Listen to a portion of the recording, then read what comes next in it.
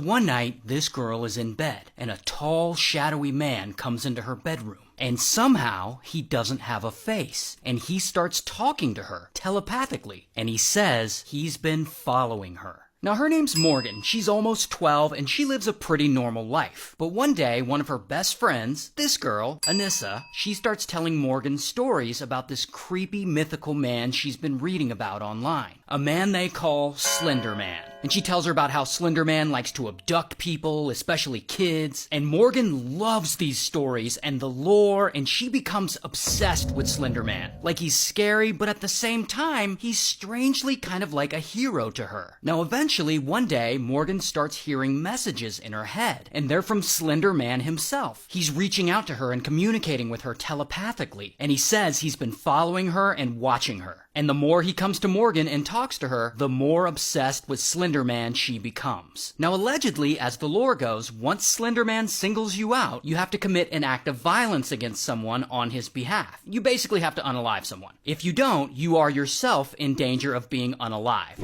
And Morgan and her friend Anissa, they don't want to be unalived by Slender Man. So they come up with a plan. They decide they're going to go through with it and unalive someone and then become Slender Man's minions. And then they'll go live with him in his mansion where he lives in the forest. And there is where they'll become almost like little mini Slender Men, and they'll be protected from his wrath. But in order for this plan to work, they first need to find someone to unalive. And they have the perfect person to sacrifice. Their other best friend. This girl, who they call Bella. Now, Bella's also 12, she's a good kid, and she's not into this whole Slender Man thing, and poor Bella has no idea what's coming. So a few months go by, and Morgan and Anissa, they put their plan into motion. They invite Bella to a sleepover to celebrate Morgan's 12th birthday. And Bella, she's super excited to go. Because when you're 12, those birthday sleepovers are everything. And so the three girls, they have the sleepover, and they have a great night. They go roller skating, they watch a movie, they mess around on the internet. Bella brings along her American Girl doll, because that's how young they are. They still play with dolls. And in the morning, they eat donuts for breakfast, and they play dress up. They're having a blast.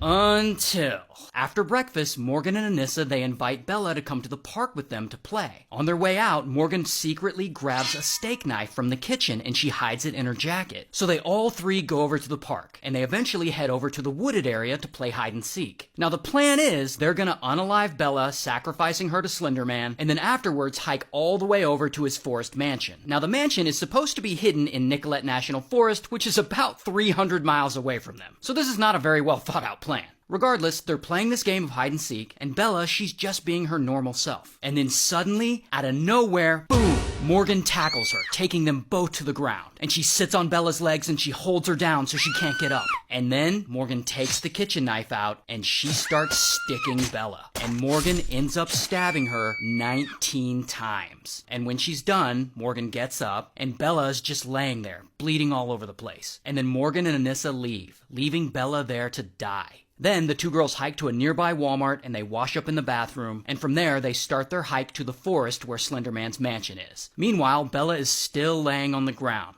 dying, and she's in pain and she can't breathe. But then she somehow finds the strength to stand up, and she stumbles from tree to tree as she makes her way to the nearest road. And luckily, a cyclist just happens to be biking past, and he sees Bella laying there in the grass bleeding, and he's like, oh shit, and he immediately calls 911. And then EMTs come and they rush her to the hospital, and before she's out, she's able to tell police exactly what happened and who did this to her. So then police go on a manhunt looking for Morgan and Anissa. And about 5 hours later, police finally find them, wandering around near the woods, and they don't resist and they don't deny stabbing Bella. In fact, they're very nonchalant about the whole thing. So police arrest them. Here's Morgan's mugshot, here's Anissa's, and they're both charged with attempted homicide, and they both go to trial. And after a psychiatric evaluation, each of them is found to have suffered from delusions, with Morgan actually being diagnosed as schizophrenic, which explains why she thought Slender Man was communicating with her. Now, I don't know if she thought he actually showed up in her bedroom. That's actually my interpretation of it. But she said she definitely believed he was following her and communicating with her. So anyway, Morgan's sentenced to 40 years in a mental institution, while Anissa is sentenced to 25 years in a mental institution. Meanwhile, Bella actually survives and eventually makes a full recovery. Good for her. Shout out to Wisconsin.